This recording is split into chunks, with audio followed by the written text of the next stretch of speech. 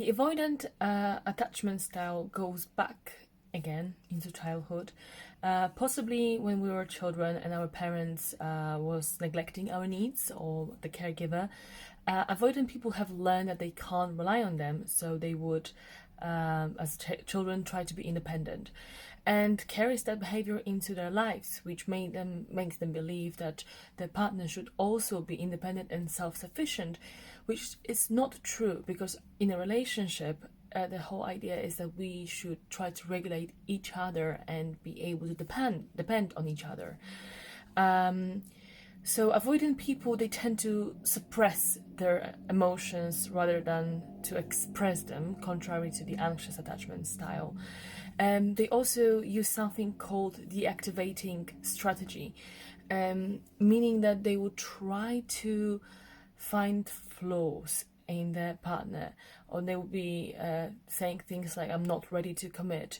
They would avoid both emotional and physical intimacy, just to avoid this feeling of connectedness and relying on their partner.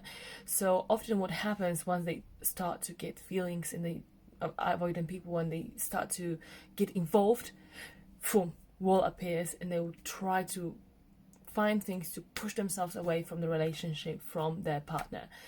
There is also something called the idea of phantom X.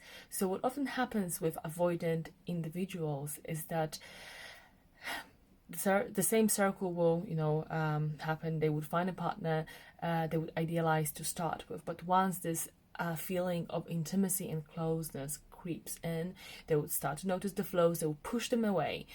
And when they break up, and now suddenly the intimacy is not longer a real threat, they would try to idealize their partner. They would suddenly forget about all the bad things and what made them leave in the first place, and they must try to seek the contact and get back together, which again, it can be quite a vicious circle. And what is worth remembering is that our attachment styles are possible to change, but it takes a lot of work.